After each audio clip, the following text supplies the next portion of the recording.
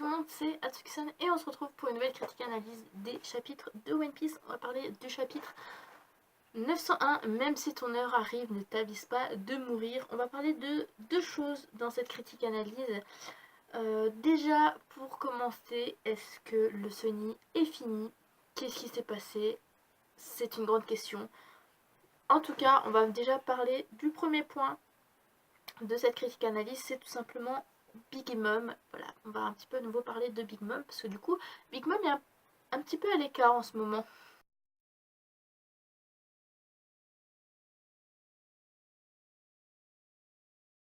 Après avoir mangé le gâteau, Big Mom revient à la normale. Perros, lui, essaye de lui faire un petit rapport de tout ce qui se passe dans son territoire. Mais clairement, Big Mom est juste en extase devant le goût et devant le fait qu'elle a mangé ce gâteau. Donc du coup, en fait, ne se rend pas compte de ce que dit Perros. C'est assez marrant. En tout cas, Mama, elle apprend quand même un petit peu ce qui se passe par rapport au Germa et par rapport à Capone BG, par rapport au Mugiwara. Donc du coup, elle y va, elle y fonce en mode vénère. Qu'est-ce qui se passe? Voilà, d'un autre côté, on voit Capone BG qui commence à surveiller Big Mom. Mais d'une façon assez bizarre parce que du coup, ils sont sur une tarte. Voilà, la police, la douane, tout ce que vous voulez par rapport à l'archipel Totland. Et maintenant, Capone BG dit enfin qu'ils peuvent y aller tranquille, ils peuvent fuir. Big Mom est parti rejoindre les Mugiwara, rejoindre les Bismuth. Voilà, c'est à peu près ce qui s'est passé. Donc, à voir la suite. Donc, je ne sais pas ce qui va se passer. En tout cas, maintenant, on va parler un petit peu du deuxième point de cette critique analyse. C'est tout simplement les Mugiwara.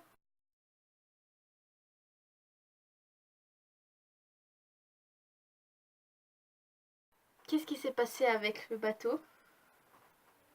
Le Sunny est-elle fini? Et ben en fait, la flotte de Big Mom n'a pas visé le Sunny, mais a visé le bateau de l'équipage du Soleil, dont celui-là, l'ancien bateau de Fisher Tiger, je sais pas si vous vous souvenez. Et en fait, on apprend que en fait, Yadazumi, la grosse chose homme poisson là, en fait a échangé les bateaux des Mugiwara contre celui-là de l'équipage du Soleil. Et même il s'est demandé est-ce qu'il faut vraiment faire ça? C'est l'ancien bateau de Fisher Tiger, c'est lui qui l'avait construit, donc est-ce qu'il faut faire ça? Mais en tout cas, il l'a clairement échangé. Et ben, en fait, les Mugiwara plus tard vont se retrouver dans la bouche de Yamazumi. C'est un peu chelou, non? Se retrouver dans une bouche d'un gros truc bizarre là. En tout cas, il se retrouve dans la bouche, mais malheureusement va se faire brûler. Donc du coup, bah, ça va faire sortir donc les Mugiwara. Et Wadazumi va en fait s'excuser auprès de Luffy pour tout ce qu'il avait fait quand il était encore sur l'île des hommes poissons avec Odi, machin. Mais que suite à la fin de Odi, bah, en fait Jinbei a pris sous son aile Yadazumi. Donc du coup, il s'excuse, il veut vraiment aider les Mugiwara. Puis la bataille des hommes poissons contre la flotte de Mama commence entre guillemets. Les Mugiwara vont avoir beaucoup de mal à sortir en fait du territoire avec toutes ces voiles brûlées. Voilà, enfin, ça va être un petit peu compliqué. Et puis il y a Jinbei qui vient et qui commence à dire à Luffy, eh ben, je peux pas les laisser comme ça, faut que je les soutienne et faut que j'assure en même temps vos arrières. Mais je reviendrai sain et sauf parce que bah voilà, maintenant je fais partie de ton équipage. Et là il y a Luffy qui commence à lui dire bah maintenant faut te rappeler, maintenant c'est moi ton capitaine. Et t'as intérêt à nous rejoindre sain et sauf sur Wano. En gros, voilà, c'est Luffy autorise un de ses membres de son équipage à, à aller sauver ses arrières, à sauver leur arrière et en fait à sauver aussi son ex-équipage, donc des hommes poissons. C'est un petit peu, voilà, c'est une belle preuve d'amour en fait. Et bah clairement Jinbei c'est à la charge, aider les hommes poissons.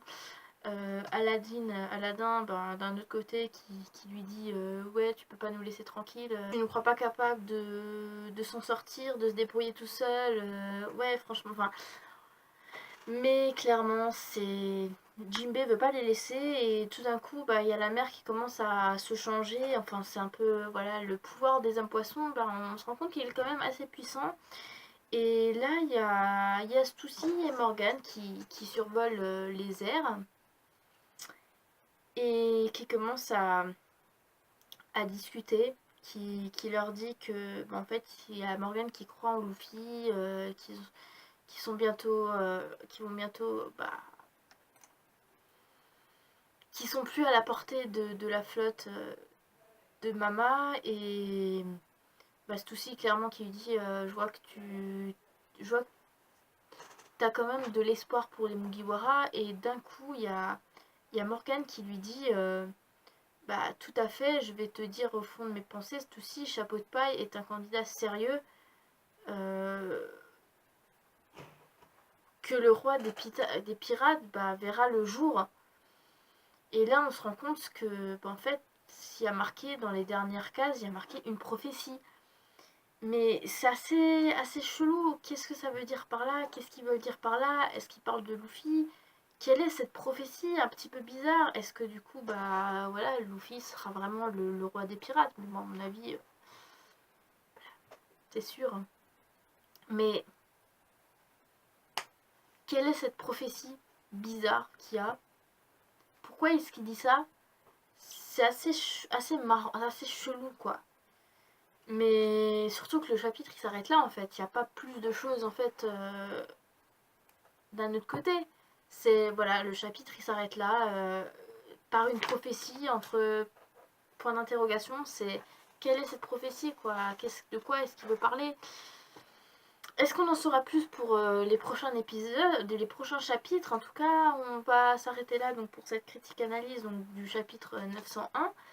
Et je vais tourner la critique analyse du chapitre 902. Donc on verra un petit peu ce qui va se passer dans ce chapitre-là. Est-ce que Luffy, les Mugiwara ont réussi à partir? Est-ce que Jinbei va s'en sortir? Parce que du coup, Luffy lui a quand même dit qu'il ne faut pas qu'il ne meure parce que c'est son capitaine. C'est voilà.